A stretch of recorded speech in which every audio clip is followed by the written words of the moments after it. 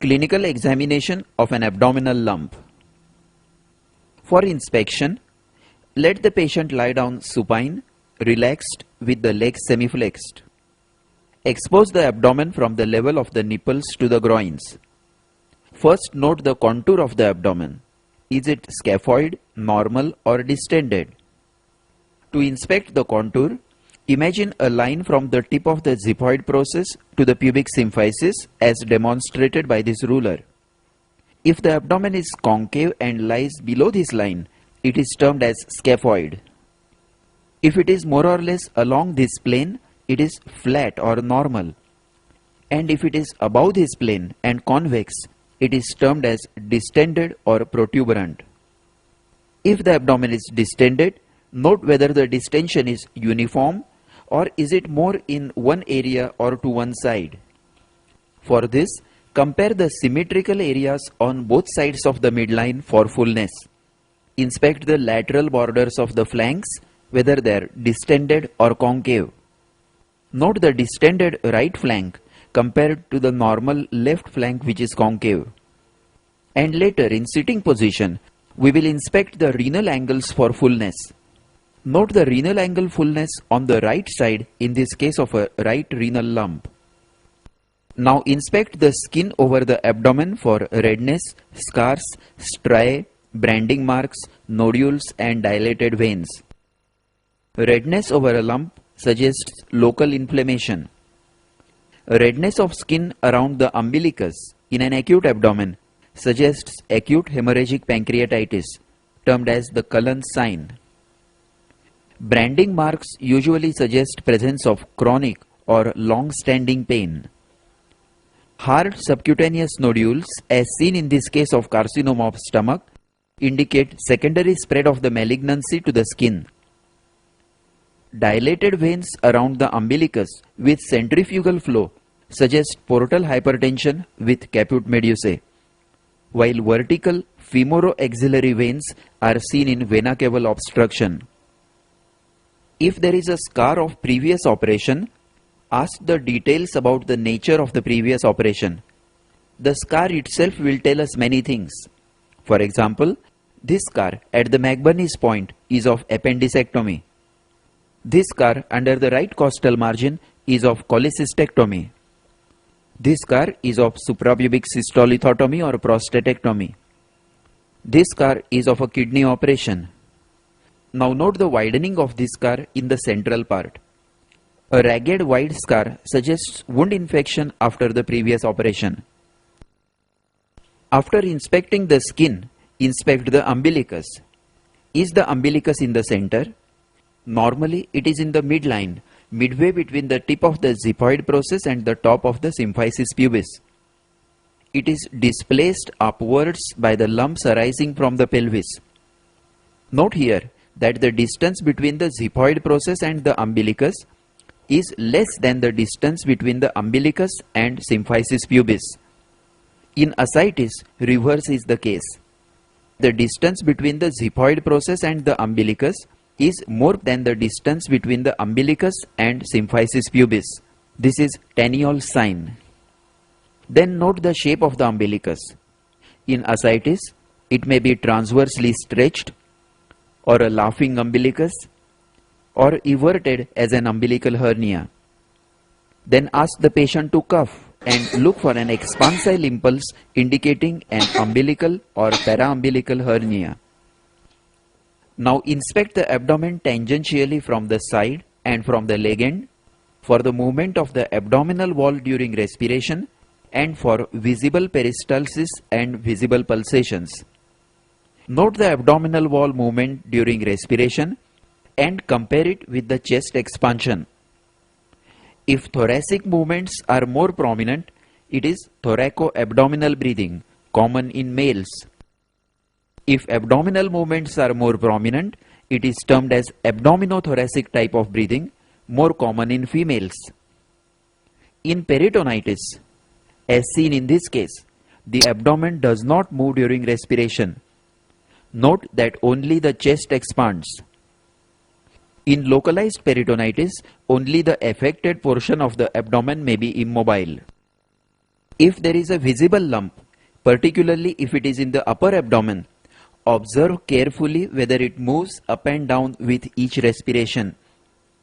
Note the movement of this lump with respiration. Now this is a liver with multiple nodules. Note the movement with respiration.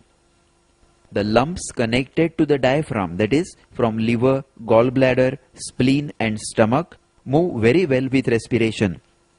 Renal lumps move slightly, while retroperitoneal lumps and intra-abdominal lumps not connected to the diaphragm do not move with respiration. Then look for visible peristalsis. Note this peristaltic wave in the epigastrium moving from left to right. This is a characteristic sign of pyloric stenosis. These are visible peristalsis in the distended coils of small intestine in intestinal obstruction. And this is a stepladder pattern of peristalsis showing multiple distended loops rising towards the center, typical of low ileal obstruction. Lastly, look for visible pulsations. Aneurysm of abdominal aorta, as seen in this patient, is pulsatile. If a lump is in the epigastrium or umbilical region, that is overlying the abdominal aorta, it may show transmitted pulsations from the abdominal aorta. The lump itself is not pulsatile. These pulsations will disappear in the knee-elbow position when the lump falls away from the aorta. You should also keep in mind that in a very thin patient, even the pulsations of the abdominal aorta may be visible. Having completed the inspection of the abdomen proper, ask the patient to stand and inspect the scrotum for a testicular swelling. Note the epigastric lump due to secondaries in the para-aortic lymph nodes arising from a right testicular tumor. Then inspect the hernial orifices. Ask the patient to cough and look for a cough impulse. If the lump is arising from the pelvis or is very large, inspect the legs for edema. Then ask the patient to sit and, standing behind the patient, inspect the spine for any deformity, gibbus, kyphus, kyphosis or scoliosis. Inspect the paraspinal area for any paraspinal swelling or sinus. Paraspinal sinus or scar is very suggestive of tuberculosis of spine. Then inspect the renal angles for fullness. Note the fullness of renal angle on the right side, in this case of a right renal lump. Lastly, inspect the left supraclavicular region for a swelling due to enlarged lymph nodes. Left supraclavicular lymph nodes can be enlarged due to secondary deposits from the malignancy of stomach, colon or testis, termed as the Troisine. And the enlarged left supraclavicular lymph nodes are termed as the Furcow's nodes. This completes the inspection. Remember to inspect the 4 sides out of the abdomen: scrotum, hernial orifices, spine and the left supraclavicular lymph nodes. To revise, on inspection, note the contour of the abdomen, whether scaphoid, normal or distended. Look for a localized bulge, and if localized bulge is seen, note the effect of raising the neck. Inspect the skin for redness, scars, striae, branding marks and dilated veins. Inspect the umbilicus for position, transverse stretching or eversion. Observe the movements of the abdominal wall and movements of the lump with respiration. Look for visible peristalsis and visible pulsations in the lump. Ask the patient to stand and inspect the hernial orifices and the scrotum. From the back side, inspect the spine, paraspinal regions and the renal angles. And lastly, inspect the left supraclavicular region for swelling. Now let us proceed to palpation. For palpation, the patient should lie comfortably and relaxed on the examination couch with a pillow under the head and legs semi-flexed, preferably with a pillow under the knees to relax the abdominal wall muscles. Ask the patient to take deep breath through open mouth. If your hands are cold, especially in the cold weather or after washing the hands with cold water. Warm them by rubbing against each other before commencing palpation. First, note the temperature over the site of the abdominal lump, comparing it with normal, and note if there is any local rise of temperature suggestive of acute inflammation in the lump. Then palpate gently with a flat hand all over the abdomen to feel the tone of the abdominal wall muscles and tenderness. Normally, the abdomen feels soft and elastic and is non-tender. If there is tenderness, that is pain on palpation, demarcate the exact area or point of tenderness. For example, this patient has localized tenderness over McBurney's point, suggestive of acute appendicitis. Then note the presence of guarding and rigidity. If, as you press over the abdomen, the wall muscles contract and the wall becomes firm and non-elastic, the reflex phenomenon is termed as guarding. Note the soft abdomen on the left side and the reflex muscle contractions or guarding on the right side. If the muscles are in a state of sustained contraction, even when you are not palpating, it is termed as rigidity. Note the board-like rigidity all over the abdomen in this patient with acute peritonitis. If guarding is detected, keep the hand over the site with gentle pressure and divert the patient's attention to some conversation. Observe whether the guarding disappears. Voluntary guarding, which is due to patient's oversensitivity or fear, will disappear if you successfully divert the patient's attention away from the act of palpation. If there is mild localized tenderness, look for rebound tenderness. Palpate the tender area with a flat hand and slowly press down the hand, pressing deeper with each expiration. Now withdraw the hand suddenly. If the patient gets acute pain on withdrawal of the hand, it is termed as rebound tenderness. It indicates inflammation of the parietal peritoneum due to underlying inflamed organ. Note the acute pain on withdrawal of the palpating hand. In presence of intestinal obstruction, rebound tenderness suggests strangulation. Now let us proceed to deep palpation. This includes a detailed palpation of the lump first and then palpation of the rest of the abdomen. Palpation of the lump. Before proceeding to the detailed palpation of the lump, first you must determine whether the lump is intra-abdominal or extra-abdominal. For this, first feel the swelling, keep your hand at the lower border of the swelling and ask the patient to take deep breaths.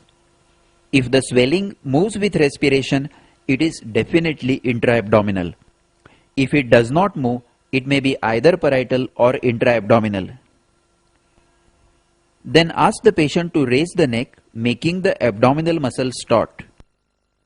If on raising the neck, the swelling becomes difficult to feel and less prominent, then it is intra-abdominal. If it becomes more prominent and easier to palpate, check whether it can be moved side to side. If it is mobile, as seen in this swelling over the right hypochondrium, then it is subcutaneous, superficial to the muscle. And if it becomes fixed on contracting the wall muscles, as seen in this patient, then it is within the muscle or intramuscular. If the lump is situated laterally, the muscles are made taut either by asking the patient to raise the legs to 30 degrees without bending the knees or by Valsalva's maneuver. Now proceed to palpate the lump in details. First, identify the borders of the lump. Measure its size in centimeters using a measuring tape. Then note its location in relation to the quadrant involved and in relation to the costal margin, umbilicus, anterior superior iliac spine or symphysis pubis. Then note its shape, surface and margin. A well-defined margin suggests neoplasm, while an ill-defined margin is a feature of an inflammatory swelling. Then note the consistency of the swelling, whether it is soft, cystic, firm or hard. The consistency may be uniform throughout the swelling, or it may be variable, that is different in different parts of the swelling. If the swelling is cystic, test for fluctuation and fluid thrill. If the swelling is in the lumbar region, palpate bimanually to feel the exact size and consistency by feeling it between the two hands. If the swelling is in the right or left hypochondrium, check whether it extends under the costal margins and whether the fingers can be insinuated between it and the costal margin. Note how fingers can be insinuated between the right costal margin and a right renal lump. Now test the mobility of the swelling.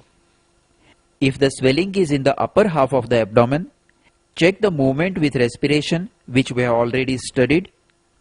Then hold the swelling between the fingers of both hands and try to move it vertically and horizontally. If it is mobile, look for restriction of movement in any direction. For example, a mesenteric cyst is freely mobile at right angles to the attachment of mesentery, but less mobile in the line of attachment of mesentery, while an ovarian cyst is mobile in all directions, vertical as well as horizontal. If the swelling is in the flanks, palpate it bimanually and test for anteroposterior mobility and ballotability. Keep the right hand over the anterior abdominal wall in the lumbar region and place the left hand in the loin with the tips of the fingers reaching the renal angle. Now palpate with both hands simultaneously and try to move the swelling anteroposteriorly. If it is mobile and not touching the anterior abdominal wall, test for ballotability. Keep the anterior hand very gently over the lumbar region and give a sudden forward push to the swelling with the posterior hand. If the mass touches the anterior hand and falls back, it is termed as ballotable. Only renal lumps are ballotable. Lastly, test whether the lump is pulsatile. If the lump is pulsatile, place two index fingers over two sides of the swelling as far apart as possible and note the pulsations. Note that in this case, the fingers move up and away from each other. That is, this is an expansile pulsation diagnostic of aneurysm of aorta. While in the second case, the fingers move only upwards. This is a transmitted pulsation due to the swelling lying over the aorta. If in doubt, place the patient in knee-elbow position and then feel for the pulsations. Transmitted pulsations will disappear as the swelling will fall away from the aorta, but an aneurysm will continue to pulsate. Note the pulsations felt in knee-elbow position in this case of aneurysm of abdominal aorta. Now we proceed to palpate the rest of the abdomen. Palpate for enlarged liver, spleen and kidneys, and if any of them are palpable or are located close to the lump, note their relation to the lump. To palpate for the liver, start palpating in the right iliac fossa along the mid-clavicular line with the fingers parallel to the liver border, exerting moderate pressure during expiration. Wait to feel the lower border as it descends during deep inspiration. If it is not felt, move the hand up by 1 cm and palpate again till you reach and feel the liver border, or you reach the right costal margin and liver is not palpable. If liver is palpable, note its size, border, surface, consistency and tenderness. Then palpate for the spleen from the right iliac fossa towards the left costal margin with fingers parallel to the left costal margin. If spleen is palpable, note its size in centimeters from the left costal margin. Then palpate the anterior border for splenic notch and note that the fingers cannot be insinuated under the costal margin.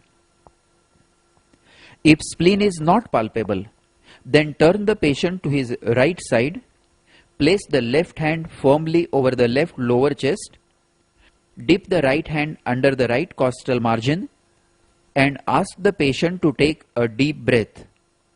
A just palpable spleen hiding under the costal margin will be felt by this method. Then palpate bimanually in both lumbar regions for renal lump.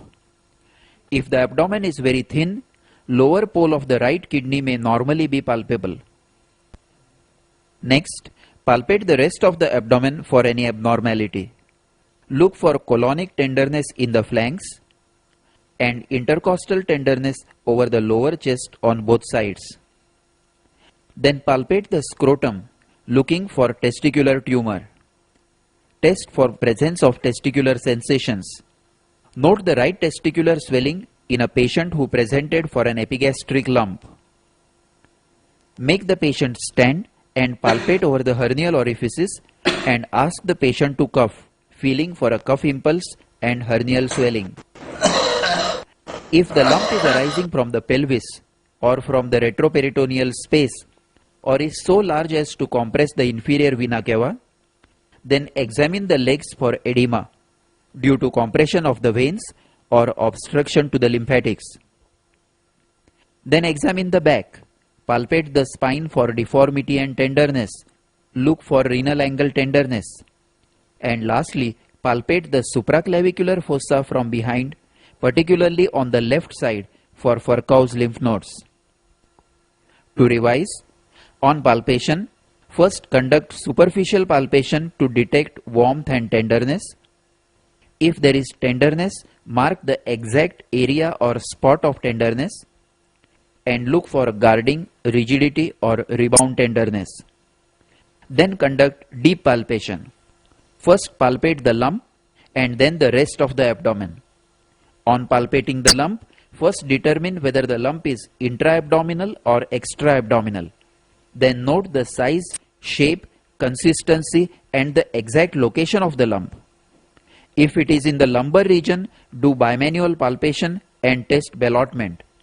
And lastly, test for mobility and pulsatility. Then palpating the rest of the abdomen, palpate for the liver, spleen and the kidneys. Note the relation of the lump to these organs. Look for tenderness over the colon, lower intercostal spaces and the renal angles.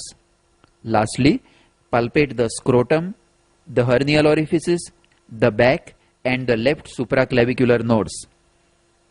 Now let us proceed to percussion. First, percuss over the lump. A solid swelling will give a dull note on percussion. But if the swelling is retroperitoneal or deeply located, coils of intestines may overlie the swelling and a resonant note may be obtained, as in case of a renal lump. If the swelling is in the upper abdomen, note whether the dullness over the lump is continuous with the liver dullness and splenic dullness. Percuss for the upper border of liver, then the lower border, and note the liver span. Confirm the mobility of the diaphragm by tidal percussion. Then percuss for spleen in the left 9th intercostal space from the posterior axillary line forwards. If spleen is enlarged, the dullness will extend beyond the mid-axillary line. If a renal lump is suspected, percuss posteriorly in the loin just lateral to the erector spinae. Normally, this area is resonant due to the presence of the colon. If the kidney is enlarged, the note will become dull, but in other lumps like spleen, it remains resonant. Then percuss from the umbilicus to the flanks for detecting ascitic fluid.